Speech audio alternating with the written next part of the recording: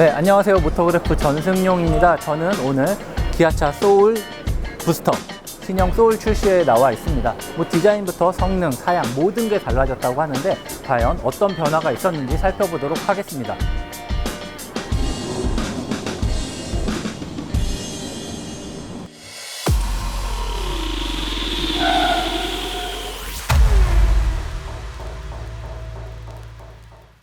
자, 지금 출시회가 막 끝나고 뭐 방송국 인터뷰 있고 뭔가 굉장히 혼란스러운데요. 시승차 쪽으로 가서 한번 디자인하고 실내 이런 것 좀 살펴보죠.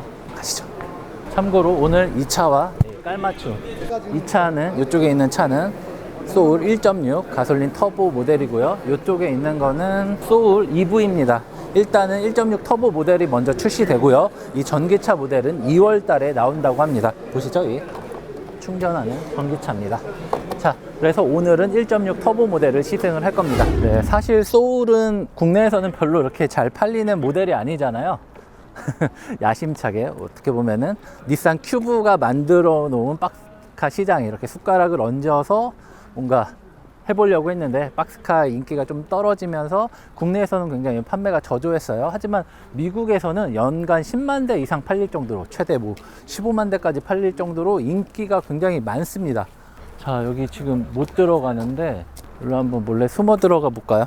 자, 계속 얘기를 하면은 미국에서는 굉장히 많이 팔리고 있습니다. 뭐 사이언, XB나 뭐 닛산 큐브 이런 거 다 물리치고 어떻게 보면은 B 세그먼트에서는 가장 높은 판매량을 기록하고 있습니다. 그래서 기아차가 소울을 포기할 수가 없는 거죠. 왜냐면은 일단 미국에서 10만 대 넘게 팔리는데 이거를 어떻게 버리겠습니까? 그래서 뭔가 한국에서도 뭔가 다시 한번 변신을 해보자라고 해서 이름도 소울 부스터라고 하고, 원래는 디젤, 가솔린 있던 차도 이제 가솔린 1.6 터보로 단일화하고 여기에 전기차를 추가하는 방식으로 바꿨습니다.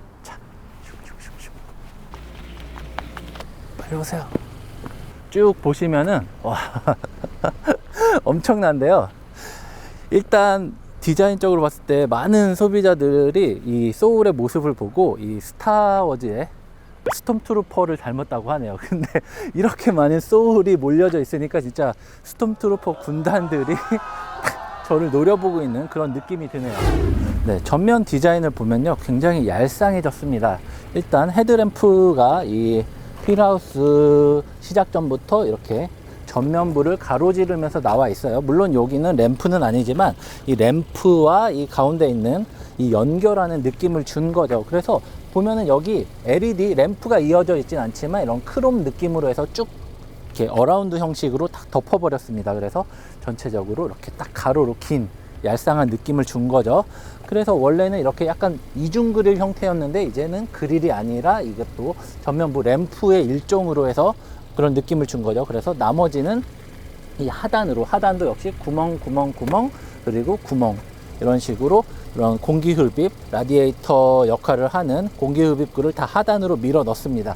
그래서 가로의 느낌을 굉장히 많이 준 거예요. 자, 보시면은 이 램프가 4개의 구가 있죠. 그래서 안쪽에 있는 2개는 상향등이고요. 바깥에 있는 2개는 이제 전조등입니다. 그리고 밑에 이 LED 라인이 주간주행등이고요. 그리고 요 가로로 긴 게 이 방향지시등이고, 요 3구짜리가 이제 안개등 역할을 하는 겁니다. 그래서 가로로 길고 전체적으로도 길고, 이렇게 가로 라인을 굉장히 중요하게 생각을 하고 디자인을 했습니다. 그릴도 굉장히 디테일에 신경을 썼다는 걸 볼 수 있는데요. 보시면은 기본적으로 이 육각형 모양의 헥사고날 메쉬 타입의 이런 그릴 패턴을 쓰면서도 그 안에 이 Y자라고 해야 될까요? 아니면 T자를 밑으로 이렇게 잡아당긴 거라고 할까요? 아무튼 이런 모양을 줬습니다. 기아차는 이 디자인을 이런 시그니처 그릴 디자인으로 사용을 할 예정이라고 하니까요. 다음에 어떤 차에 어떻게 적용될지 한번 관심 있게 봐주시면 될 것 같아요. 그리고 옆에 보면은 이 소울이라는 레터링이 이렇게 딱 들어 있고요.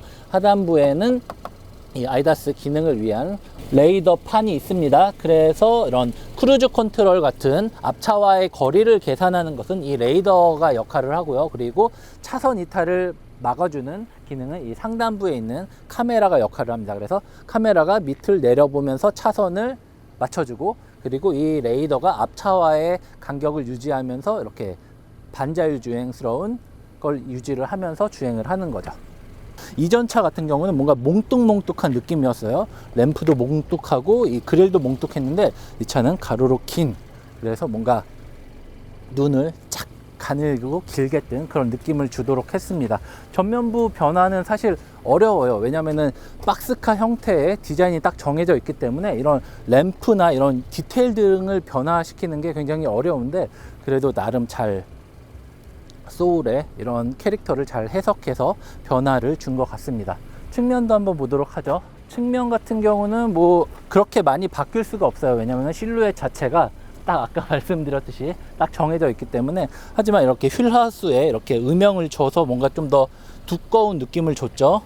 두꺼운 느낌을 주고, 그리고 하단부에도 이렇게 투톤으로 빨간색으로 줬고, 캐릭터 라인도 이 뭔가 본인에서 이 측면을 쭉 타고 뭔가 이 후면부로 이어지는 그런 느낌을 줬습니다. 그리고 특징적인 게 뭔가 이 플로트 루프처럼 뭔가 이 뒤에 디필러 부분을 이렇게 검은색으로 연결을 했습니다. 그래서 이게 뭔가 천장이 떠 있는 그런 느낌이 드는 거죠. 그리고 이렇게 뚝 잘리는 후면부까지 해서 전체적으로 이 박스카의 원형을 유지하면서 캐릭터 라인을 잘 살리는 그런 디자인이 적용됐다고 볼 수 있습니다. 타이어를 좀 보도록 하죠. 타이어는 앞바퀴를 볼게요.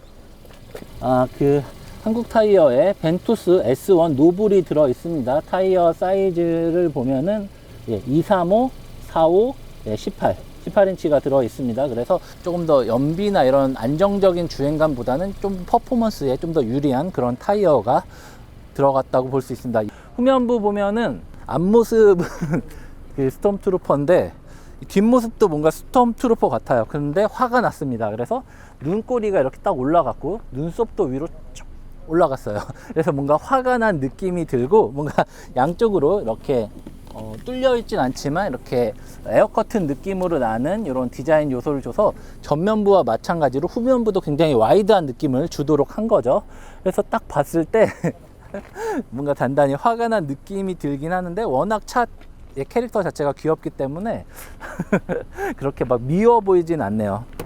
근데 일부 어떤 사람들은 이거를 보고, 이게 불이 들어온 모습을 보고 그 영덕대게 에디션이라고 해서 뭐 영덕대게가 이렇게 팔을 펼치고 있는 그런 느낌이라고 얘기를 하기도 하는데, 그런가요? 여러분이 보시기에는 어떤지 궁금합니다. 그리고 또 다른 점이 뭐냐면은, 원래 소울은 그런 머플러가 이 안쪽에 이렇게 거의 보이지 않을 정도로 되게 소극적으로 나와 있었어요. 하지만 이번에는 이렇게 가운데에 벨로스터에서 봤던 것처럼 가운데에 이렇게 트윈 머플러가 이렇게 약간 가로로 긴 네모 모양으로 적용된 걸 볼 수 있고요. 그리고 디퓨저도 굉장히 과격하게 나와 있습니다. 그래서 전반적으로 박스카다 보니까 아무래도 공기정을 많이 받을 수밖에 없잖아요. 그럼에도 불구하고 이런 뭐 하부 디퓨저 처리나 이런 전면부에 이런 라인들을 매끈하게 다듬는 등 해서 공기역학을 최대한 신경 쓴 모습을 볼 수 있습니다. 트렁크를 보도록 할게요. 일단 기본적으로 이 정도인데 생각보다 넓진 않죠. 넓진 않지만 그렇다고 작지도 않습니다. 일단 여기서 봐도 이 깊이를 보면은 등받이가 어느 정도 기울어져 있다라는 것을 확인할 수 있죠.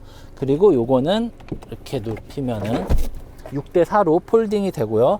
폴딩이 되는데 이게 살짝 풀플랫 느낌은 아니고 이 등받이가 살짝 올라오는 건데, 이 정도면은 나름 만족스러운 수준인 것 같고, 이게 개인 용도나 뭐 1인, 2인 정도의 운전자들이 패밀리카라기보다는 어머니가 아이들을 데리고 뭐 유치원을 간다든가 학교를 데려다 준다든가 이런 정도의 목적으로 쓰는 경우, 아니면은 이렇게 미혼 사회 초년생들이 출퇴근이나 이런 용으로 쓰는 경우가 많기 때문에 그 정도 사용 목적을 고려했을 때는 이 정도 트렁크 공간은 나쁘지 않다라고 볼 수 있죠.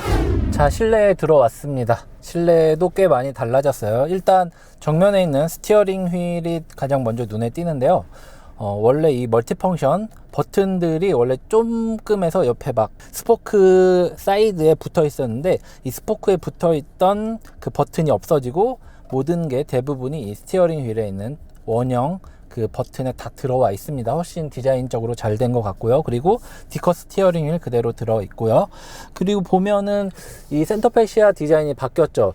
일단 보기에는 원래 구형 모델 같은 경우는, 그러니까 구조는 같아요. 구조는 같은데 이 송풍구와 이 인포테인먼트 창 자체가 분리되어 있었는데, 이게 하나의 덩어리로 이렇게 들어가 있는 걸 볼 수 있고요. 그리고 이 모니터 화면이 어떻게 보면 전체적으로 봤을 때 원래는 이거보다 더 아래에 있었는데 이제는 이 계기판 라인하고 거의 비슷할 정도로 많이 올라왔다는 거, 그래서 시선을 좀 밑으로 내리지 않아도 된다라는 거는 좀 잘한 것 같고요.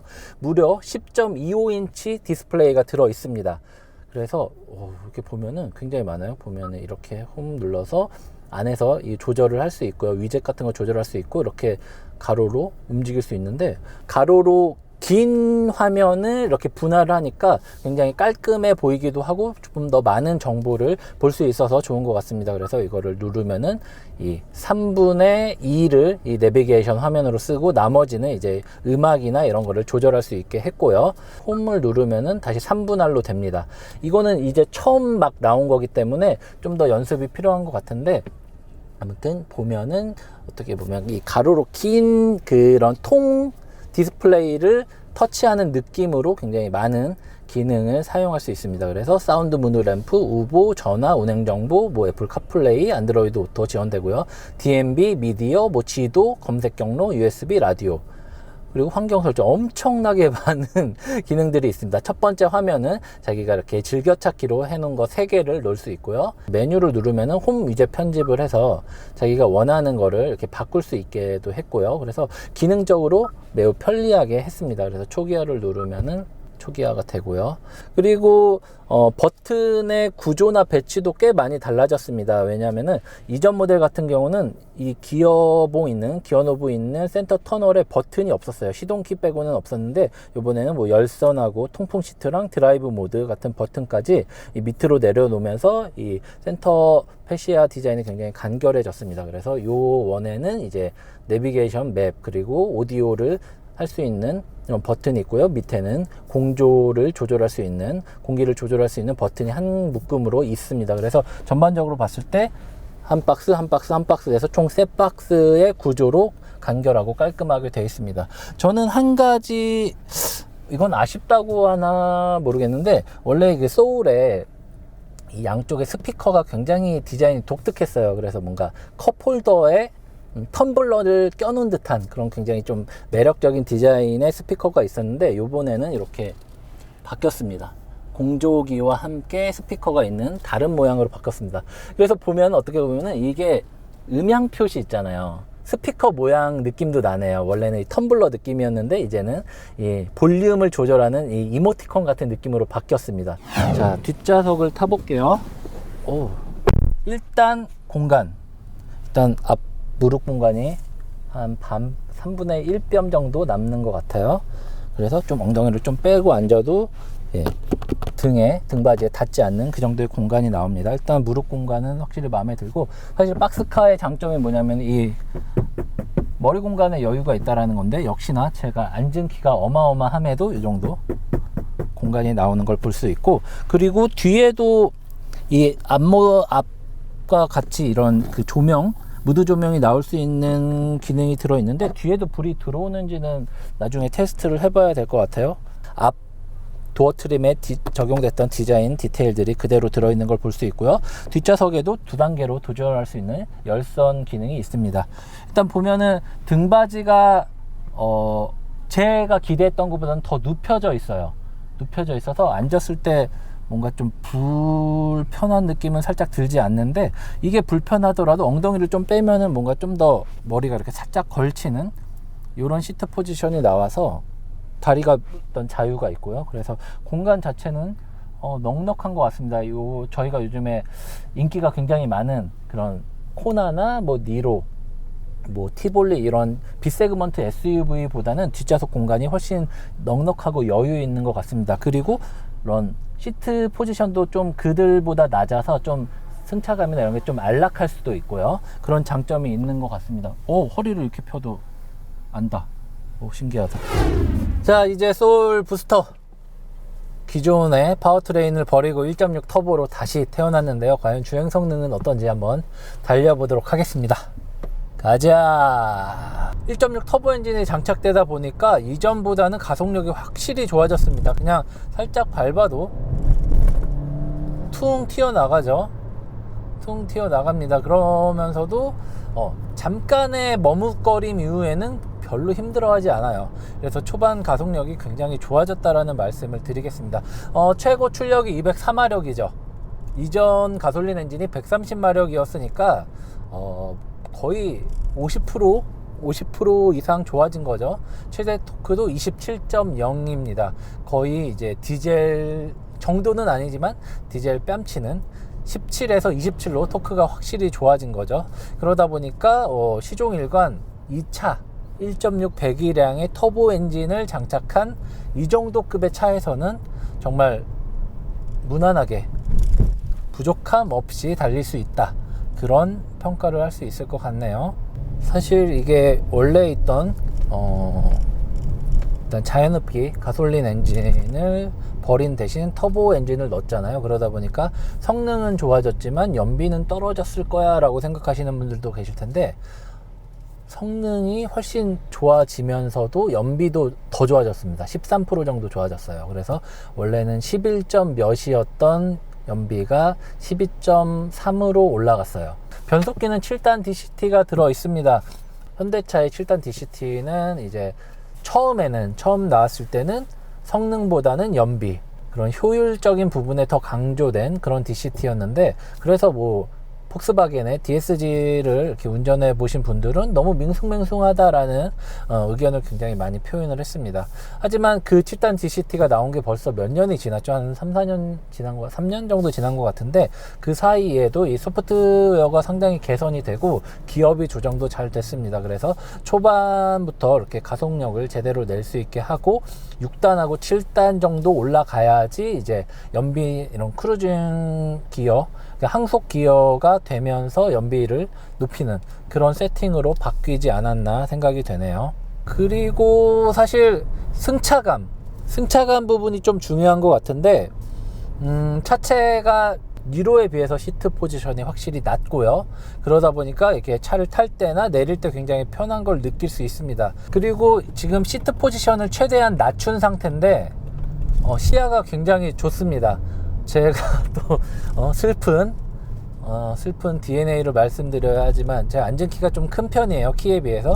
그러다 보니까 좀 더 이렇게 시야가 높은 이유도 있지만, 전반적으로 이 크래시 패드의 높이가 그렇게 높지 않고, 그래서 보닛 전면부가 너무 잘 보여요. 그래서 운전을 할 때 그렇게 불편한 느낌, 키가 작은 여성 소비자들도 불편하지 않을 것 같다라는 생각이 들고요. 하부의 이런 MVH를 좀 강화한 것 같고, 엔진음도 실내로 유입되는 거를 꽤 적절히 이렇게 막아냈고요. 다만 박스카다 보니까 풍절음이 다른 차에 비해서 크게 느껴지는 거는 어쩔 수 없는 것 같습니다. 사운드 무드 램프 같은 경우는 P 모드에서만 작동이 됩니다. 이거는 D 모드나 R 모드에서는 작동이 안 돼요. P로 하고 이제 바꿀 수 있는 거예요. 그런데 지금 보면은 무드 램프가 들어오지 않아요. 이게 너무 밝기 때문에 실제로는 들어오는데 눈에는 보이지 않는 거죠. 굉장히 이런 디자인 요소가 너무 훌륭하기 때문에 여기서 빛이 들어오면 얼마나 멋있을까라는 생각이 드네요. 그런데 제가 물어봤더니 이 측면에 이런 도어 캐치 있는 데 있는 요 부분은 시속 5km 이하에서만 들어온다고 하고 5km 이상에서는 안 들어온다고 해요. 그래서 제가 물어봤죠. 사실 5km 이하에서 음악 듣는 사람이 어디 있냐, 다 달리면서 듣는데. 그렇게 물어봤더니 극적극적 하시더라고요. 대신 이 스피커를 둘러싸고 있는 요 라인, 그리고 이 조수석 발 밑에 있는 그 부분에는 불이 들어온다고 하니까 너무 걱정하지 않으셔도 될 것 같아요. 그리고 이 도어 캐치 있는 부분에 이 불이 안 들어오는 이유가 운전자의 시야를 방해할 수도 있기 때문이라고 합니다. 그래서 안전 때문에 이쪽 부분이 불이 들어오지 않는 거라고 합니다. 신형 소울 부스터에도 다양한 첨단 사양이 들어 있습니다. 일단 차선 이탈 방지 시스템이 들어 있습니다. 이 스티어링 휠을 이렇게 툭툭툭툭 쳐주면서 차로를 유지할 수 있게 해줍니다. 꽤 오랫동안 잡아주네요. 보통 이 정도 되면은 빨리 잡으라고 하는데 얘도 계속 유지를 해주고 있습니다. 그리고 크루즈 컨트롤도 100km로 맞춰놓고 달리면은 이제 앞차와의 간격을 1, 2, 3, 4 4단계로 조절할 수 있습니다. 4단계로 조절하면서 가장 가까운 거리로 세팅을 하고 가면은 이제 어느 정도의 반자율 주행이 가능한 거죠. 그리고 보면은 뭐 후측방 경보 시스템이나 뭐 전방 추돌 방지 시스템 이런 기본적인, 사실 이게 기본은 아닌데 하위 트림부터 다 들어가는 건 아니지만 옵션으로 선택할 수 있다라는 거, 그만큼 선택의 여지가 넓어졌다라는 거죠. 지금 말하는 주행 성능도 어디까지나 기존 소울과의 비교예요. 이게 절대치는 아니고요. 왜냐면은 예전 소울 같은 경우는 그 박스카, 아이코닉카의 디자인에 맞게 그렇게 주행 성능이나 이런 부분에서는 크게 뭐 두각을 나타내지 못했죠. 하지만 요번에는 뭔가 달라진 거죠. 뭔가 성능적으로도 고성능을 지향하면서도 기존에 소울이 갖고 있던 스타일리시한 디자인, 박스카 특유의 아이코닉함을 유지를 하면서도 이렇게 성능적인 변화를 준 거기 때문에 꽤 인상적인 풀체인지라고 볼 수 있을 것 같아요. 저는 그래서 이 차를 뭐 자동차 잘 모르는 차알못, 아니면은 뭐 사회 초년생, 여성 이런 사람들이 타는 단순한 패션카가 아니라 차체도 더 단단해지고 다양한 첨단 사양이 들어가 있고 뭐 디자인도 더 예뻐졌고요. 다양한 부분에서 상품성 개선이 있었습니다. 그러니 예전과는 다른 눈으로 소울을 보시면은 좋을 것 같다. 그러면은 조금 더 정확하게 이 차에 대해서 판단을 할 수 있을 것 같다라는 말씀을 드리면서 시승을 마치도록 하겠습니다. 네, 지금까지 기아 신형 소울 부스터를 시승해 봤습니다. 일단 소울에게 하고 싶은 말은 살아남아서 다행이다 라는 말을 해주고 싶고요. 이번 소울의 특징은 선택과 집중이라고 할 수 있습니다. 기존에 있던 엔트리 파워트레인을 아예 없애고 1.6 터보 엔진을 넣어서 강력한 주행 성능을 발휘할 수 있도록 했습니다. 그리고 디자인도 굉장히 스타일리시하게 바꿨고요. 첨단 사양도 빠짐없이 들어 있습니다. 과연 신형 소울이 전작보다 더 많은 판매량을 기록할 수 있을지 자못 기대가 됩니다. 지금까지 모터그래프 전승용이었습니다.